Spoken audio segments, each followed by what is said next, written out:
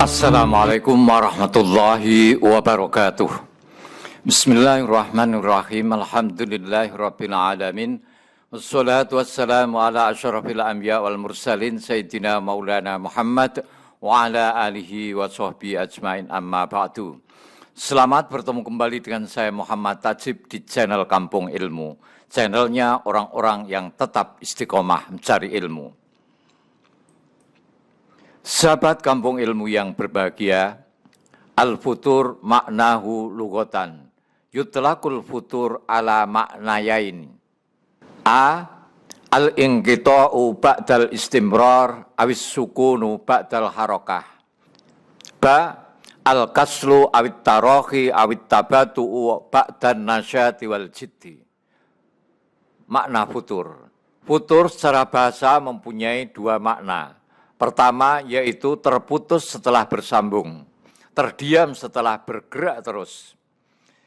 Kedua yaitu malas, lamban, atau kendor setelah rajin dan sungguh-sungguh bekerja.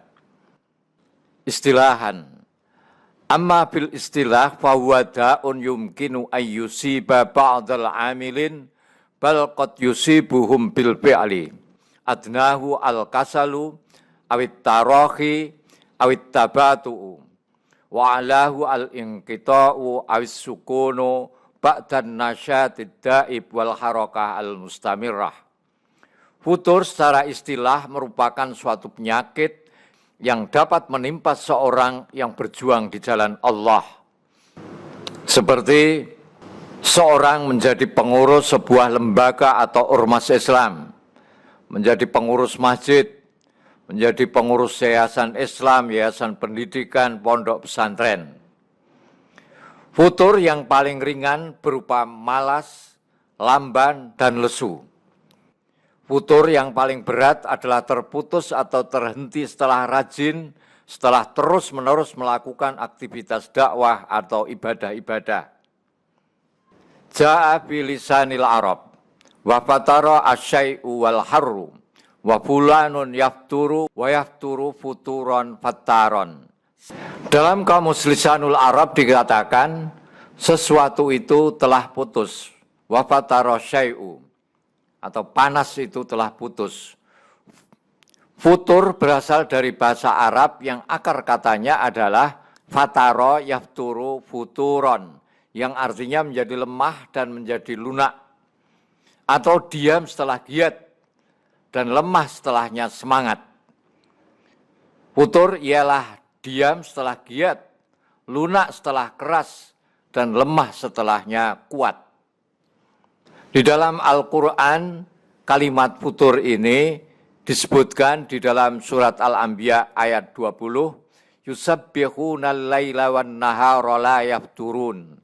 Mereka, yaitu para malaikat-malaikat, senantiasa bertasbih pada waktu malam dan siang dengan tidak henti-hentinya.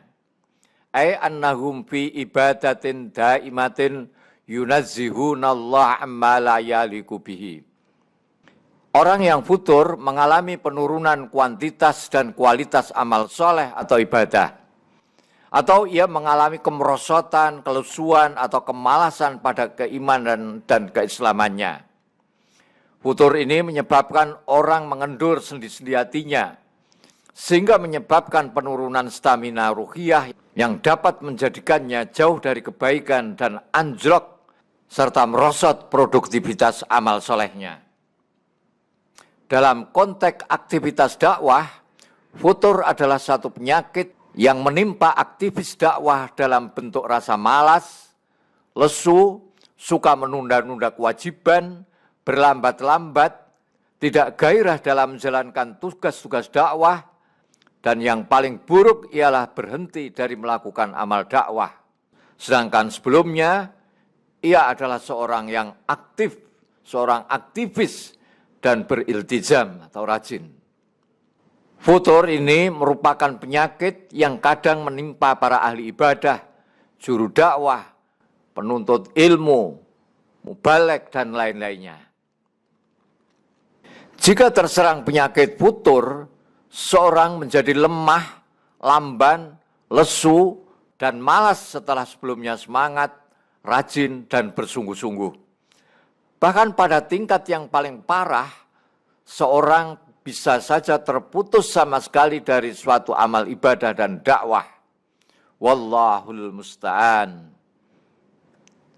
Salah satu faktor utama penyebab futur adalah kecintaannya pada dunia.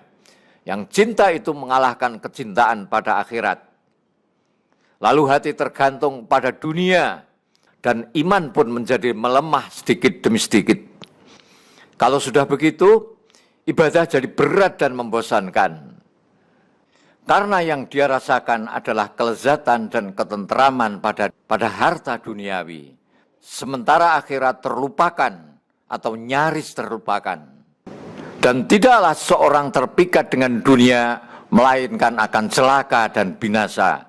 Celakalah hamba dinar, celakalah hamba dinar. Jelas Rasulullah Shallallahu Alaihi Wasallam dalam sebuah sabdanya yang diriwayatkan Imam Bukhari.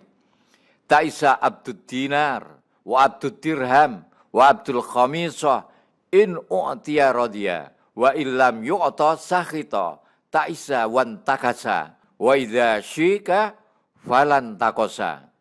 Semoga kesengsaraan menimpa para pemuja dinar, pemuja dirham, dan baju sutra, maksudnya pemuja harta kekayaan. Bila diberi ia merasa senang, dan bila tidak diberi ia menjadi benci. Semoga ia menjadi sengsara dan terus-menerus menderita. Dan bila ia tertusuk duri, semoga tiada yang sudi mencabut duri itu darinya.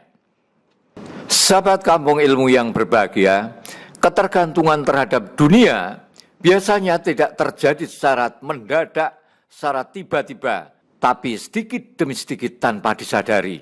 Awalnya menyibukkan diri dengan dunia dengan maksud dan niat untuk mencukupi kebutuhan diri dan keluarga agar tidak bergantung pada orang lain. Atau bahkan ada yang berkilah bahwa dakwah itu juga butuh fasilitas, sarana, sokongan, dana, dan lain sebagainya. Pada asalnya, hal ini tentu merupakan sesuatu yang baik. Akan tapi seiring berjalannya waktu, dan pintu-pintu dunia makin terbuka lebar, rezeki pun semakin melimpah, ditambah semakin melemahnya iman dan komitmen pada dakwah, maka ia berubah menjadi tamak terhadap dunia, lupa dakwah yang pernah digeluti sebelumnya. Malah memproyekkan dakwah dan program-program keislaman serta pendidikan dengan modal proposal yang dibawa kemana-mana, ke instansi pemerintah, ke anggota dewan, dan lain-lain untuk mendapat dana sosial atau dana aspirasi dan dana-dana lain. Pelan-pelan tanpa disadari ia tergantung pada dunia. Dia lebih sibuk mengurusi dunia. Dia mulai meninggalkan kegiatan dakwah dan keilmuan. Awalnya ia masih sempat menyampaikan uzur atau alasan ketidakikutsertaan dalam program-program dakwah. Awalnya. Namun karena hal itu terus berulang dan berulang, akhirnya setan berhasil memperdayainya untuk berhenti dari kegiatan keilmuan, dakwah, bahkan ibadah. Di samping itu, karena ia sudah mulai jauh dari majelis ilmu dan kegiatan dakwah, kadang-kadang bahkan terjatuh dalam pelanggaran syariat dan berani melakukan maksiat dan dosa-dosa besar. Na'udzubillah min dzalik. Awalnya masih disadari dan diakui sebagai kesalahan serta selalu menyesali pelanggaran tersebut. Namun karena selalu terjadi berulang-ulang kali, akhirnya dianggap biasa dan tidak merasa berdosa. Innalillahi wa inna ilaihi raji'un. Selain itu, amal ibadah juga menurun. Komitmen keislamannya berkurang. Singkatnya, ia telah terjangkiti penyakit futur. Dunia memang manis dan menggoda sebagaimana dikabarkan oleh Rasulullah Shallallahu Alaihi Wasallam.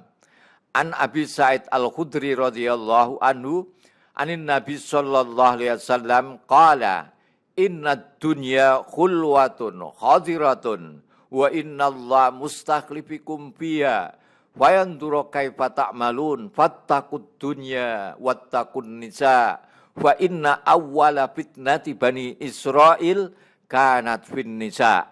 Sesungguhnya dunia ini manis dan segar segar, menyenangkan.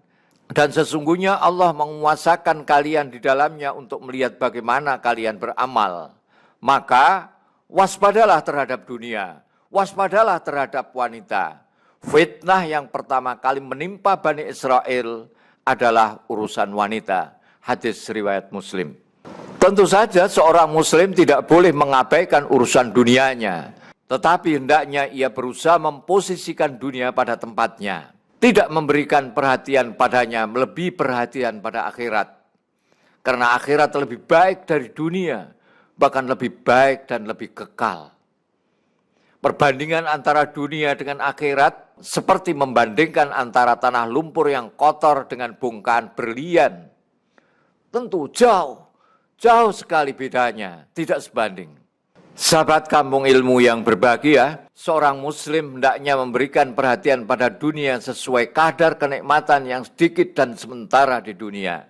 Tidak mengejar dunia seolah-olah akan kekal selama-lamanya di dunia ini. Rasulullah Shallallahu Alaihi Wasallam mewasiatkan, kun fid dunya ka'annaka gharib au abiru sabil. Jadilah di dunia ini seakan-akan engkau orang asing yang akan kembali ke kampung asalnya atau penyeberang jalan. Kampung asal orang yang di dunia tidak ada lain adalah negeri akhirat. Assalamualaikum warahmatullahi wabarakatuh. Muhammad Ajib.